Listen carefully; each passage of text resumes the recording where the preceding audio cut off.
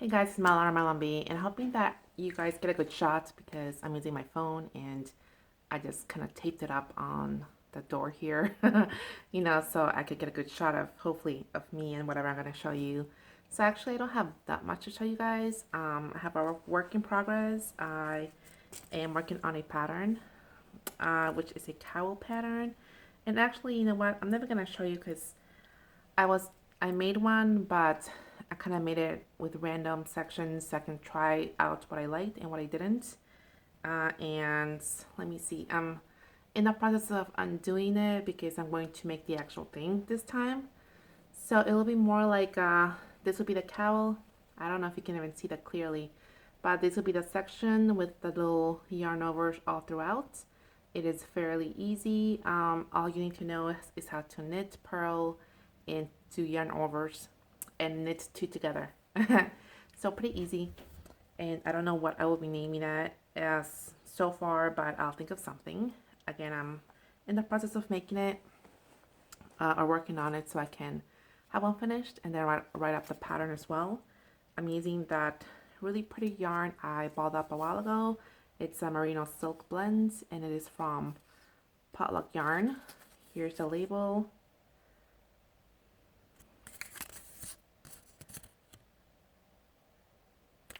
So what I've been working more on recently, you guys know that I wanted to dye up that lot of yarn I got recently, somewhat recently for the sweater I wanted to make, and actually I got down to that.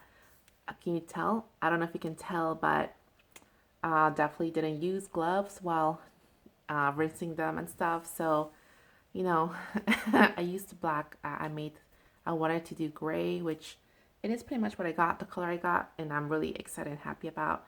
But anyway, yeah, definitely got stained a bit.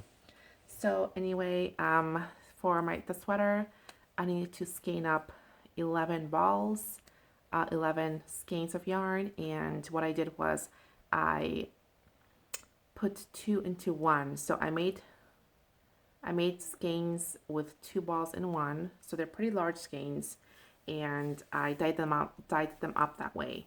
So I dyed these up. I had a total of six. I dyed them up all at the same time using the same technique, and I actually wrote down how much dye, how much water, all the details, how much of everything I used, so they would all be the same, hopefully having the same outcome. But actually, I did not get the same outcome with probably any. I'm not gonna say not with any, but some definitely came out different than the others. So let me just show you guys. This would be the lot. Like four of them came out very variegated. Like some parts are darker than others. I'll show you. I'll show you guys. And two of them came out more of a solid, like a tonal. So it's pretty, pretty solid, a solid color all throughout. But as you guys can see, it's definitely a different shade of gray. So this one is a little darker, I would say.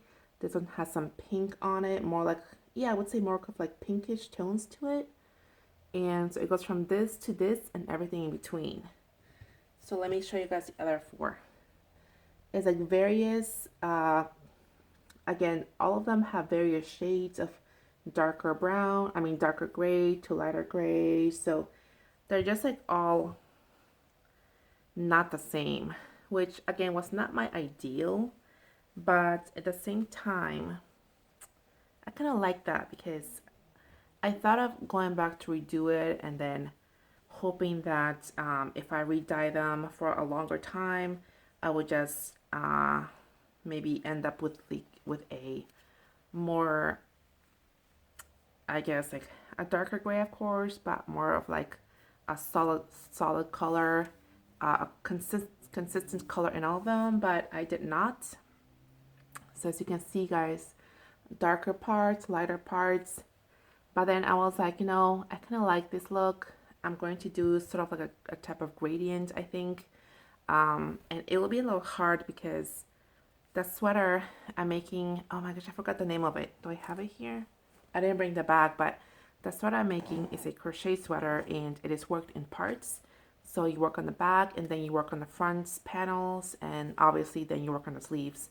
So if I want to make a gradient and I have so many different shades here, I actually don't know how I'm going to be doing that because I never really made a gradient, especially not in crochet. So I don't know how, like doing you know, one row with one color and the other row with the other is going to really turn out. But I guess that's what I plan on doing. So let me show you the whole bunch. Again, all very different colors, and I mean all very different colors. So yeah, all very different colors of gray. And I assume it's just because this is a acrylic and nylon blend yarn. So I assume it's just because some, have more than the other. And also this yarn is like, I think it's blended in. You know what I mean? Like it's 2 or 3 strands put together, like the yarn itself, but at the same time, it's not like one yarn is pure acrylic and one yarn is pure whatever the other one was. So it's not like, otherwise it would be like marbled, I think, since acrylic probably wouldn't take the eye, but then the other one would.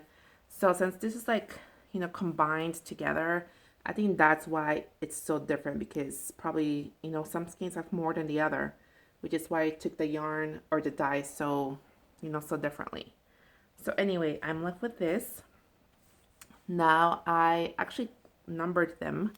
So I kind of know the way I want the gradients to go. So I'm going to be taking my time to make them all into cakes and then start working from there.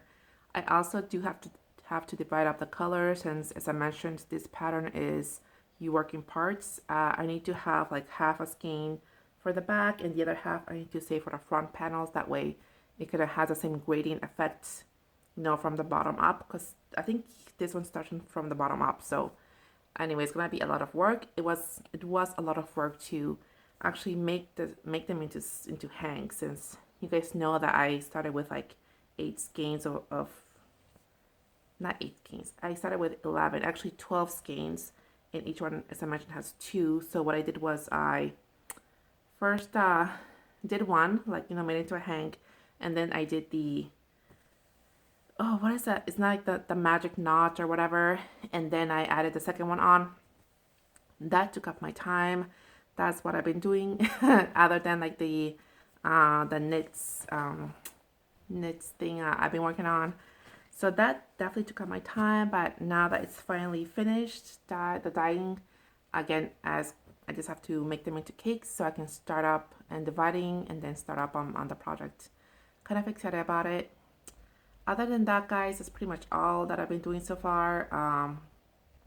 Like the blanket I showed you guys last time, the color blocked or whatever, that I love it. I love the colors. And actually I was kind of sad that it wasn't bigger because I've been using on my couch here as like just a blanket to throw on, especially nighttime when it gets a little chilly, and it's quite small. So I'm thinking of making another one, which again, super easy. I kind of want to do that. And what I didn't mention last time about the blanket, I pretty much forgot to mention it, is that in the pattern, the blanket is made with single crochet all throughout, but I actually made it with half double crochet. So that made it go even faster. And I think that's it, guys. What we did today, today's Wednesday. I'm actually pretty excited that it's already Wednesday. And 2 more days, next week he goes back to school. It's been pretty hectic because you guys know, I think the last time I made a video was on Friday.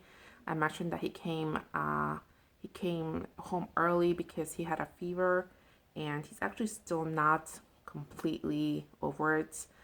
He definitely has a cough now. I think he started with the runny nose and everything. That's usually what he's been getting lately, just a runny nose, and then when it's starting to dry up, he gets a cough, I guess, because he gets stuck there. So anyway, the worst thing about that is that whenever he doesn't feel well in that way, he doesn't eat very well at all. I mean, he's an okay eater in general. He's not the greatest, but he's not so bad. But when he's sick that way, he just doesn't want to eat. Like, he eats maybe a bite here and there. So it's like minimal food, and as much as I know not to worry, I can't really do much to make him eat more if he doesn't want to. I mean, there's no way not to worry or not to. I'm not gonna say feel annoyed that he's not eating, but it's just like, like wondering if he is even getting enough food because he's so little that it's really, for me, it's a question mark of how he's still up and running around when he's like barely eating at all. So anyway, that's been my week so far, just having to deal with that. And since he's been home again for the break, we've just been going out to browse. We've been going today. We went to a park that we haven't been to before. It was pretty nice. It had like a little area and like an, I wouldn't say an office, but it had like definitely bigger than an office. It had an area where they had some turtles and some snakes and other like lizards and stuff that he could see. It was very full though, so we didn't really have a chance to look at everything closely. I'm assuming other people with other kids who are also on break, are looking for things to do as well. But he actually had fun running around in the pathways, and they had a pond and everything. I actually had to hold him back from trying to get inside the pond because he saw a couple of geese out there and he wants to, of course, go in there to see them up close. So that was a little dangerous, but other than that, doing pretty good for tomorrow and Friday. Also, probably will just be going to the next town over. I kind of wanted to visit Hobby Lobby one more time, maybe, or IKEA, which is also in the same neighborhood as Hobby Lobby. So we may be doing that tomorrow, Friday. And for this weekend, it's Easter this weekend. I don't even know when Easter is, to be honest. I just know it's either coming or maybe maybe it passed already. I don't know. But we got these Easter eggs from Walmart where they're plastic and like Easter eggs to dye. So definitely want to try that. Maybe we'll do it later today or something. I have to set it up. I don't actually know how much it's going to be helping. His attention span is very limited. Like he just wants to be everywhere doing other things or all the things all the time. So his attention span is maybe like not minutes, I would say seconds. 10 seconds, 30 seconds maybe. So whatever activity we do is mainly me or somebody else doing the activity. He like comes to, he comes to look at it for, here and there, or maybe he wants to grab it and throw it, which is his favorite. He still throws a lot.